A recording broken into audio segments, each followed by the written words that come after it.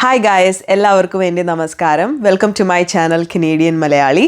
ഇന്ന് നമ്മൾ ഇവിടെ സംസാരിക്കാൻ പോകുന്നത് കാനഡയും US-ഉം തമ്മിലുള്ള ട്രേഡ് വാറിനെ പറ്റിയിട്ടാണ്. US പ്രസിഡന്റ് ആയിട്ട് ഡൊണാൾഡ് ട്രംപ് ഇലക്റ്റഡ് ആയതിനു ശേഷം അദ്ദേഹം കാനഡയെ US-ൻ്റെ 51ാമത്തെ സ്റ്റേറ്റ് ആയിട്ട് മാറ്റുമെന്നും അതുപോലെ തന്നെ കാനഡയുടെ പ്രൈം മിനിസ്റ്റർ ആയ ജസ്റ്റിൻ ട്രൂഡോനെ ഗവർണർ ഓഫ് കാനഡ എന്ന് അഭിസംബോധന ചെയ്യുകയും ചെയ്തായിരുന്നു. അതിനുശേഷം അദ്ദേഹം പറഞ്ഞായിരുന്നു അദ്ദേഹം US പ്രസിഡന്റ് ആയിട്ട് സ്ഥാനം ഏറ്റുകഴിഞ്ഞതിന് ശേഷം കാനഡയ്ക്ക് ഒരു 25% ട്രേഡ് ടാരിഫ് ഇമ്പോസ് ചെയ്യുമെന്നും പറഞ്ഞായിരുന്നു. ഈ ഫെബ്രുവരി 1-ാം തീയതി ഈ ടാരിഫ് റേറ്റ്സ് US ഗവൺമെൻറ് കാനഡയുടെ എഗെയിൻസ്റ്റ് ഓൾറെഡി അപ്ലൈ ചെയ്ത് കഴിഞ്ഞു. കാനഡ ആൻഡ് US-ൻ്റെ റിലേഷൻഷിപ്പ് വളരെ നല്ലതാണ്. അവരെപ്പോഴും ഒരു ബിഗ് ബ്രദർ ലിറ്റിൽ ബ്രദർ എന്ന് പറഞ്ഞ രീതിയിലാണ് എല്ലാ കാര്യങ്ങളും ചെയ്തുകൊണ്ടിരുന്നത്.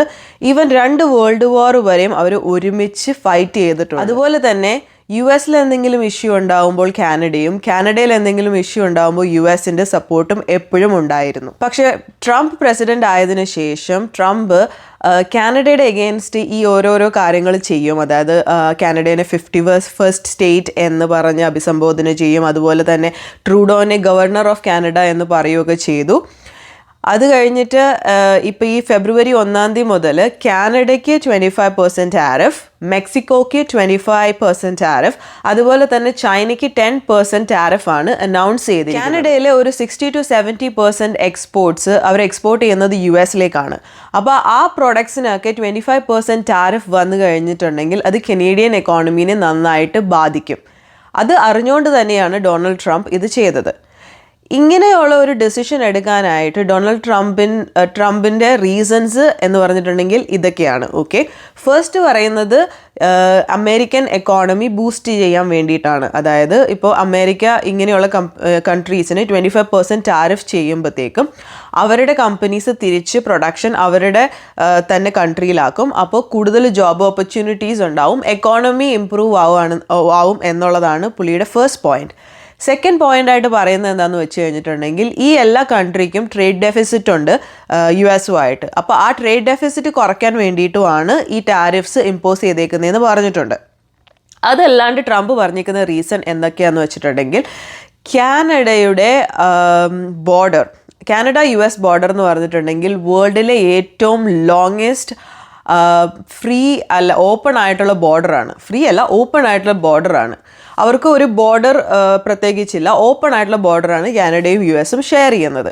അപ്പോൾ കാനഡയിൽ വന്ന ഇമിഗ്രൻസ് അല്ലെങ്കിൽ റെഫ്യൂജീസിന് അവർക്ക് പെർമനൻറ്റ് റെസിഡൻസി അല്ലെങ്കിൽ വർക്ക് പെർമിറ്റ് എക്സ്റ്റൻഷൻ കിട്ടാണ്ട് അവർ ഇല്ലീഗൽ സ്റ്റേറ്റസിലേക്ക് പോകുമ്പോഴത്തേക്കും ഇപ്പോൾ അവർ പല കാർട്ടൽസിൻ്റെയും പല ഗ്രൂപ്പ്സിൻ്റെയും സഹായത്തോടെ US-ലേക്ക് മൈഗ്രേറ്റ് ചെയ്യുന്നുണ്ട്, ഇല്ലീഗലി മൈഗ്രേറ്റ് ചെയ്യുന്നുണ്ട്.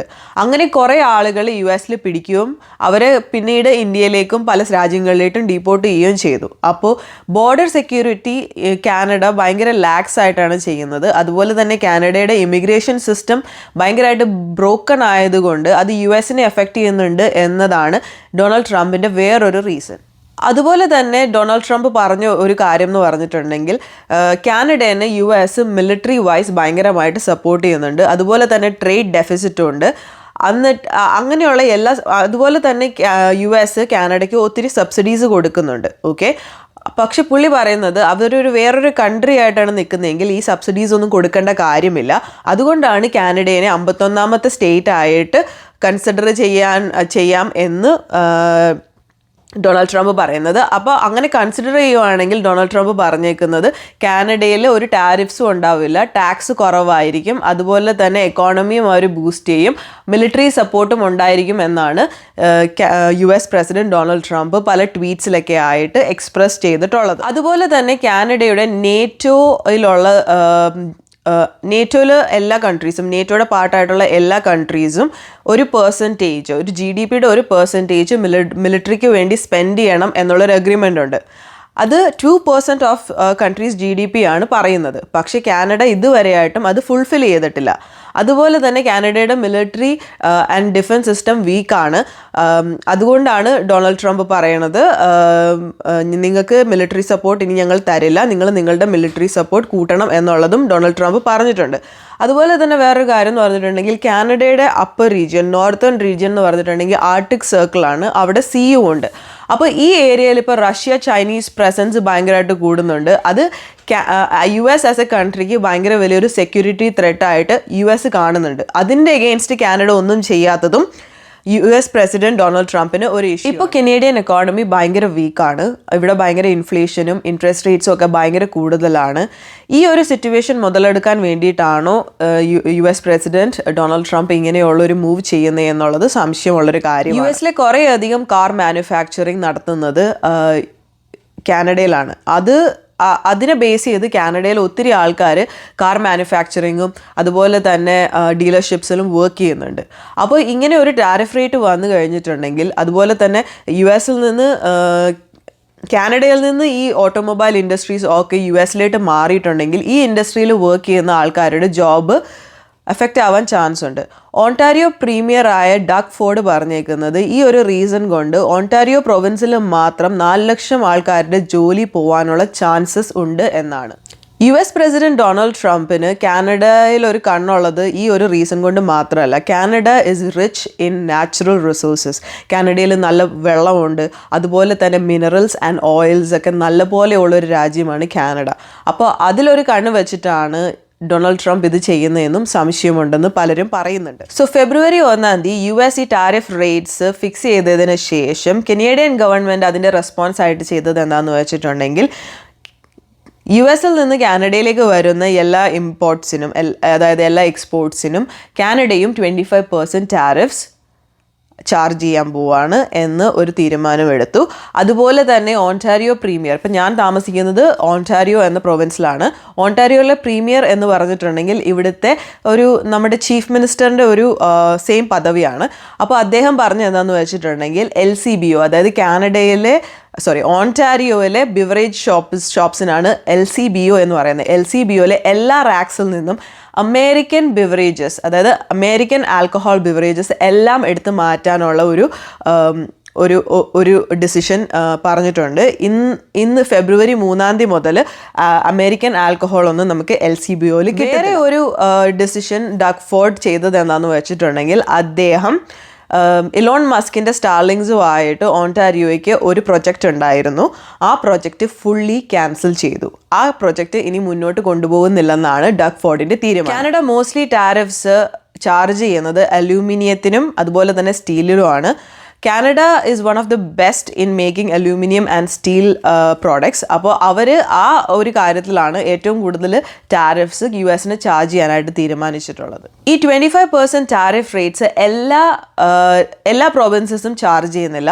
BCയിലെ പ്രീമിയർ, അതായത് ബ്രിട്ടീഷ് കൊളംബിയയിലെ ചീഫ് മിനിസ്റ്റർ പദവിയിലിരിക്കുന്ന പ്രീമിയർ പറഞ്ഞത് എന്താണെന്ന് വെച്ചിട്ടുണ്ടെങ്കിൽ US റെഡ് സ്റ്റേറ്റ്സിൻ്റെ എഗെയിൻസ്റ്റ് മാത്രമേ ടാരിഫ്സ് ഉണ്ടാവുള്ളൂ. അതായത് ഡൊണാൾഡ് ട്രംപിനെ സപ്പോർട്ട് ചെയ്യുന്ന സ്റ്റേറ്റ്സിൽ മാത്രമാണ് പുള്ളിക്കാരൻ ടാരിഫ്സ് ചാർജ് ചെയ്യുള്ളൂ എന്ന് പറഞ്ഞിട്ടുണ്ട്.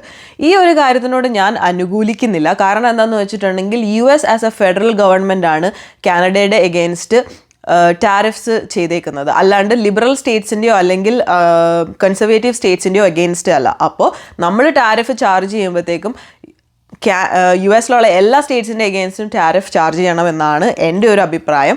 അത് BC പ്രീമിയറിനോട് ഞാൻ ഒട്ടും അനുകൂലിക്കുന്നില്ല. നിങ്ങളുടെ അഭിപ്രായം എന്താണെന്നുള്ളത് പറയുക. ഈ ഒരു ഇഷ്യൂവിനെ പറ്റിയിട്ട് എല്ലാ പ്രീമിയേഴ്സും കനേഡിയൻ പ്രൈം മിനിസ്റ്ററും എല്ലാം വന്നിട്ട് സംസാരിക്കുമ്പോൾ പറയുന്ന ഏറ്റവും മേജർ ആയിട്ടുള്ളൊരു കാര്യം എന്ന് പറഞ്ഞിട്ടുണ്ടെങ്കിൽ കനേഡിയൻസിനോട് കനേഡിയൻ പ്രൊഡക്ട്സ് വാങ്ങിക്കാനായിട്ടാണ്. അപ്പോൾ നമ്മൾ ആസ് എ കനേഡിയൻ എന്താണ് ചെയ്യേണ്ടതെന്ന് വെച്ചിട്ടുണ്ടെങ്കിൽ ഗ്രോസറി സ്റ്റോറിൽ പോകുമ്പോഴത്തേക്കും മോസ്റ്റ്ലി നമ്മൾ സാധനങ്ങൾ വാങ്ങിക്കുമ്പോൾ കനേഡിയൻ വാങ്ങിച്ചിട്ടുണ്ടെങ്കിൽ നമുക്ക് പ്രൈസും കുറവായിരിക്കും. ബിക്കോസ് നമുക്ക് അത്രയും ടാക്സസ് ഉണ്ടാവില്ല. അതുപോലെ തന്നെ നമ്മൾ കാനഡേനെ ഈ ഒരു ട്രേഡ് വാറിൽ സപ്പോർട്ട് ചെയ്യുമായിരിക്കും. ഞാൻ ഈ ഒരു ട്രേഡ് വാറിൽ കാനഡ ഗവൺമെൻറ്റിനെ സപ്പോർട്ട് ചെയ്യുന്നുണ്ട്. ആസ് എ കനേഡിയൻ നമ്മളെല്ലാവരും കാനഡ ഗവൺമെൻറ്റിനെ സപ്പോർട്ട് ചെയ്യണം എന്നാണ് എൻ്റെ ഒരു റിക്വസ്റ്റും. ഞാൻ ഏതായാലും കനേഡിയൻ പ്രോഡക്ട്സ് മാത്രമേ വാങ്ങിക്കുന്നുള്ളൂ. ഇനി അമേരിക്കൻ പ്രോഡക്ട്സ് വാങ്ങിക്കൽ ഭയങ്കര കുറവായിരിക്കും. പക്ഷെ ചില കാര്യങ്ങളൊക്കെ നമുക്ക് അമേരിക്കൻ വാങ്ങിക്കാനേ പറ്റത്തുള്ളൂ. കാരണം കാനഡയിൽ കാറൊന്നും പ്രൊഡ്യൂസ് ചെയ്യുന്നില്ല. അതൊക്കെ പുറത്തെ കൺട്രീസ് നിന്ന് മാത്രമേ വരുന്നുള്ളൂ. അപ്പോൾ അതൊക്കെ ചിലപ്പോൾ നമ്മൾ US നിന്ന് വാങ്ങിക്കേണ്ടി വരും. എന്നാലും വേറെ കുറേ ഓൾട്ടർനേറ്റീവ്സ് ഉണ്ട്. നമുക്ക് ട്രേഡ് വാർ ഇല്ലാത്ത പല കൺട്രികളിൽ നിന്നും ഓട്ടോമൊബൈൽസും വാങ്ങിക്കാം. എനിക്ക് തോന്നുന്നത് US പ്രസിഡന്റ് ഡൊണാൾഡ് ട്രംപ് ഈ ട്രേഡ് വാർ സ്റ്റാർട്ട് ചെയ്തപ്പോഴത്തേക്കും വിചാരിച്ചത് കാനഡ ഒന്നും തിരിച്ച് ചെയ്യത്തില്ല, റിട്ടാലിയേറ്റ് ചെയ്യത്തില്ലെന്നാണ്. I'm very proud of being a Canadian. കാരണം കാനഡ ആ സെയിം നാണയത്തിൽ തന്നെ തിരിച്ച് മറുപടി കൊടുത്തിട്ടുണ്ട്. ഇതിൻ്റെയൊക്കെ അവസാനം നമ്മളാണ് സഫർ ചെയ്യേണ്ടേ എന്നുള്ളതും ഉണ്ട്. പക്ഷേ എന്നാലും ഈ ഒരു കാര്യത്തിൽ ഞാൻ കാനഡ ഗവൺമെൻറ്റിനെ സപ്പോർട്ട് ചെയ്യുകയാണ്. ലാസ്റ്റ് നടന്ന ഒരു റാപ്റ്റേഴ്സ് ഗെയിമിൽ US നാഷണൽ ആന്തം പാടിയപ്പോഴത്തേക്കും കനേഡിയൻസ് എല്ലാം ബൂ ചെയ്യുന്നൊരു വീഡിയോ ഒക്കെ നിങ്ങൾ കണ്ടിട്ടുണ്ടാവും. പക്ഷേ ഞാൻ പറയുന്നത് നമ്മൾ അങ്ങനെയൊന്നും ചെയ്യേണ്ട ആവശ്യമില്ല. അത്രയും നമ്മൾ കുനിയേണ്ട ആവശ്യമില്ല.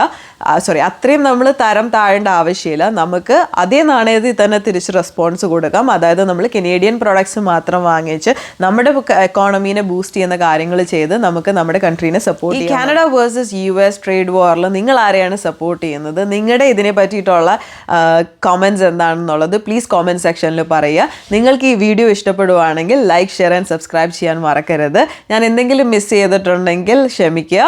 എനിക്ക് ഒട്ടും വയ്യായിരുന്നു. പക്ഷേ ഇതൊരു ഇമ്പോർട്ടൻറ്റ് ടോപ്പിക് ആയതുകൊണ്ടാണ് ഞാൻ വന്ന് ഈ വീഡിയോ ചെയ്യുന്നത്. നിങ്ങൾക്ക് കണ്ടറിയാം നല്ല ജലദോഷമുണ്ട്. അപ്പോൾ ചിലപ്പോൾ മൈക്കിൽ നിങ്ങൾക്ക് കേട്ടെന്നിരിക്കും. Really sorry about that. അപ്പോൾ എല്ലാവർക്കും ഒരു നല്ല ദിവസം അല്ലെങ്കിൽ ഒരു നല്ല രാത്രി ആശംസിക്കുന്നു. ബൈ.